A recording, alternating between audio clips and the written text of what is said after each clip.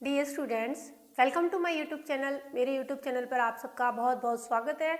Students, हम लोग जो संपूर्ण हिस्ट्री, कंप्लीट हिस्ट्री में मौर्योत्तर काल कर रहे थे, उसमें हमने इससे पहले क्या है, मौर्योत्तर काल के दो वंश कर लिए थे, शुंग वंश और कर्ण वंश। इसके बाद हमने उससे नेक्स्ट वीडियो में सातवाहन वंश किए थे। तो आज हम करने जा रहे हैं मौर्योत्तर काल के आगे के वंश। चलिए शुरू करते हैं। स्टूडेंट्स, मौर्योत्तर काल जिसका टाइम पीरियड रहेगा 200 BCE से लेकर 300 CE तक, तब तक जब तक कि गुप्त काल शुरू नहीं हो जाता, तब तक ये कार्य जो भी वंश आएंगे सारे मौर्योत्तर काल में कहलाएंगे। मौर्योत्तर काल के हमने दो भाग बनाए थे। एक वो वंश जो देसी वंश है, जैसे कि शुंग वंश, कर्ण वंश, सातवाहन वंश। ये तीनों वंश हमने कर लिए हैं पीछे की वीडियो में। अगर किसी ने नहीं देखे हैं तो इन वीडियो का लिंक डिस्क्रिप्शन में डाल दिया जाएगा।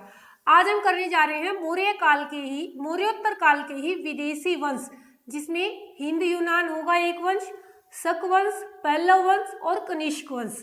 तो चलिए शुरू करते हैं। आज हम हिंद यूनान वंश। हिंद यूनान को इंडो ग्रीक वंश भी बोला गया, इंडो ग्रीक, क्योंकि ये लोग जो है बाहर से आए हैं, यूनान से आए हैं। ये लोग विदेशी वंश है, लेकिन ये मौर्यों के बाद में कुछ टाइम के लिए यहाँ पे रहते हैं, इसलिए हिस्ट्री में इन विदेशी वंशों को पढ़ा जाता है। तो जो ये हिंद यूनानी वंश है, इसमें सबसे पहला जो राजा आएगा वो आएगा डेमेट्रियस। डेमेट्रियस का टाइम पीरियड रहता है 190 से लेकर 165। देखो ध्यान रखना इस चीज को, BCE चल रहा है, बिफोर कॉमन एरा का जो टाइम पीरियड है वो टाइम पीरियड यहाँ पे चल रहा है। डेमेट्रियस ने यहाँ पर आके काफी विस्तार किया और साकल या सियालकोट उस जगह को इसने अपनी राजधानी बनाई। इसने जो सिक्के बनाए, और एक खास बात है कि भारत में जो लेख वाले सिक्के हैं वो इन्हीं लोगों ने बनाए थे। इसने जो सिक्के बनाए, इसके ऊपर, इसकी सिक्कों के ऊपर अपने चित्र और नाम दोनों लिखे गए थे। नेक्स्ट आता है, इसके बाद का जो राजा है वो राजा रहेगा मिनांडर। मिनांडर का टाइम पीरियड रहेगा 165 BCE से लेकर 145 BCE से लेकर।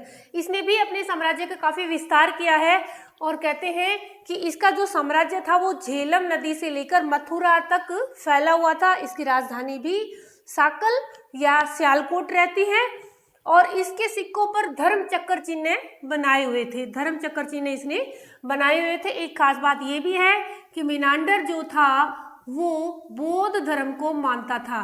बौद्ध धर्म को मानने के साथ साथ ये धर्म सहिष्णु भी था, यानी कि सभी धर्मों को बराबर वैल्यू देता था। ये जो मिनांडर है, इसकी जो है एक किताब लिखी हुई है इसके ऊपर, मिलिंद पन्हो में मिनांडर, ये जो राजा मिनांडर है उसकी, और बौद्ध भिक्षु नागार्जुन या नागसेन बोल सकते हैं, बौद्ध भिक्षु नागसेन और मिनांडर, इन दोनों के वार्तालाप की जो भी बातचीत है वो सारी मिलिंद पन्हो में हमें मिलती है। ये बुक है जिसमें इन दोनों के वाद संवाद या जो भी बातचीत है वो है। दूसरी बात, जो ये मिनांडर राजा है, इसके भस्म अवशेषों पर स्तूप बनाया गया है कि भाई, क्योंकि ये बौद्ध धर्म को मान रहा है और बौद्ध धर्म के स्तूप होते हैं धार्मिक स्थल। इसकी बीवी का, इसकी वाइफ का सोने का सिक्का भी पाया गया है मिनांडर का। अब जो हिंद यूनानी है, इन्होंने भारत देश पर आकर, यवन लोगों ने भारत पर आकर आक्रमण किया है। इस बात की जानकारी हमें गार्गी संहिता से मिलती है कि गार्गी संहिता में लिखा गया है कि हिंद यूनानी इंडिया में आते हैं, यूनानी लोग भारत में आते हैं और भारत पर आक्रमण करते हैं।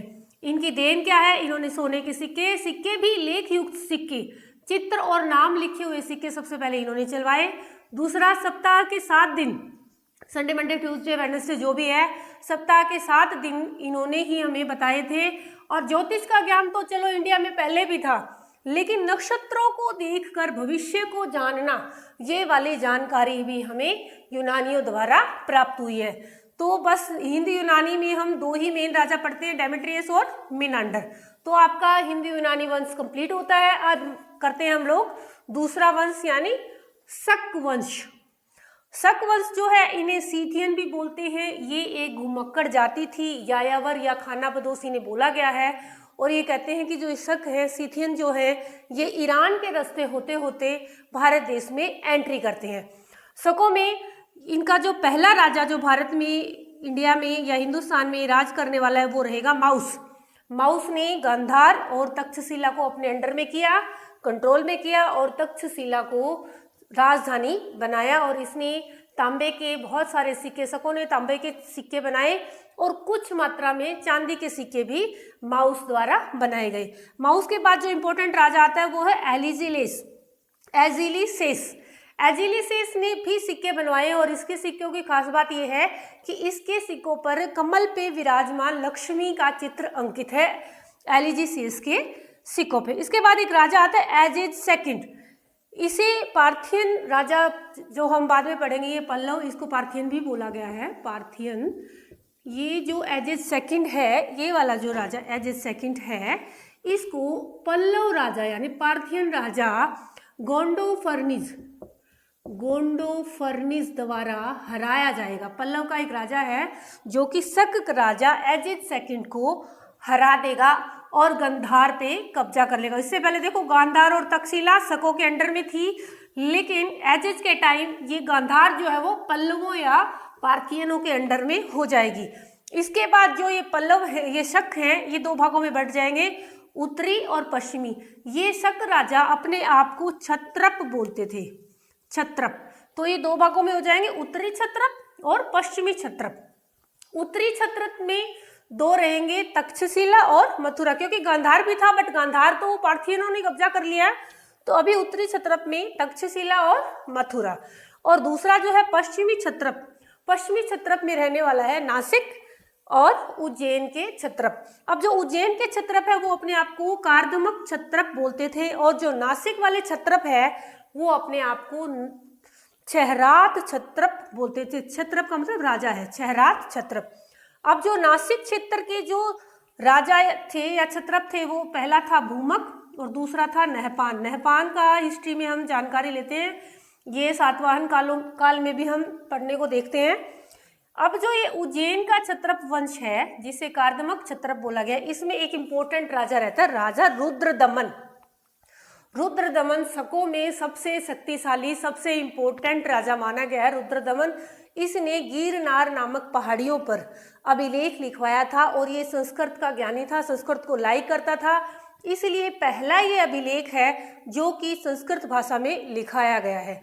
और इस गिरनार नामक अभिलेख में रुद्रदमन ने ये जानकारी भी दी है कि एक जो झील, सुदर्शन झील, जिसका निर्माण कभी चंद्रगुप्त मौर्य के गवर्नर पुष्यगुप्त द्वारा करवाया गया था, वो अभी डैमेज हो गई थी, उसको फिर से रिनोवेशन या पुनर्निर्माण उसका करवाया गया रुद्रदामन के गवर्नर सुविशाख द्वारा। ये जो जानकारी है सुदर्शन झील की रिनोवेशन की जानकारी, ये हमें रुद्रदामन के अभिलेख, गिरनार अभिलेख से मिलती है। इसी वंश का यानी शक वंश का ही एक लास्ट राजा होता है रुद्र सिंह। रुद्र सिंह तृतीय जो है वो शक वंश का लास्ट राजा है। रुद्र सिंह थर्ड को चंद्रगुप्त सेकंड, गुप्त वंश की बात कर रहे हैं, गुप्त वंश का राजा, गुप्त वंश का एक राजा है चंद्रगुप्त सेकंड, जिसे विक्रमादित्य भी बोला गया है। इसने लास्ट राजा जो कि रुद्र सिंह थर्ड है उसे हरा दिया था और उसके हराने से ही शक वंश जो है खत्म हो जाता है। इस तरीके से ये शक वंश खत्म हो जाता है। एक नोट करने वाली बात यह है कि जो ये उज्जैन के क्षत्रप है, इसी के साथ उज्जैन का एक राजा होता है जिसका नाम भी विक्रमादित्य है। उज्जैन के उस राजा ने शकों को हराया था। कंप्लीट तो शकों को डेड तो करेगा एकदम से तो गुप्त वंश, गुप्त काल का राजा विक्रमादित्य, लेकिन उज्जैन का राजा है जिसने इनको हराया था। इसीलिए उस उज्जैन के राजा ने 58 BCE में विक्रम संवत की शुरुआत की थी। देखो, जब हम हिस्ट्री पढ़ते हैं तो संवत अगर पढ़ेंगे तो सबसे पहला संवत विक्रम संवत आता है जो कि 58 BCE में लागू किया जाता है उज्जैन के राजा विक्रमादित्य द्वारा शकों पर विजय पाने की खुशी में। तो स्टूडेंट्स, आज हमने विदेशी वंश में हिंद यूनान वंश और शक वंश ये दोनों कंप्लीट कर लिए हैं। नेक्स्ट वीडियो में हम कुषाण वंश करने वाले हैं। आज के लिए इतना ही। जय हिंद, जय भारत।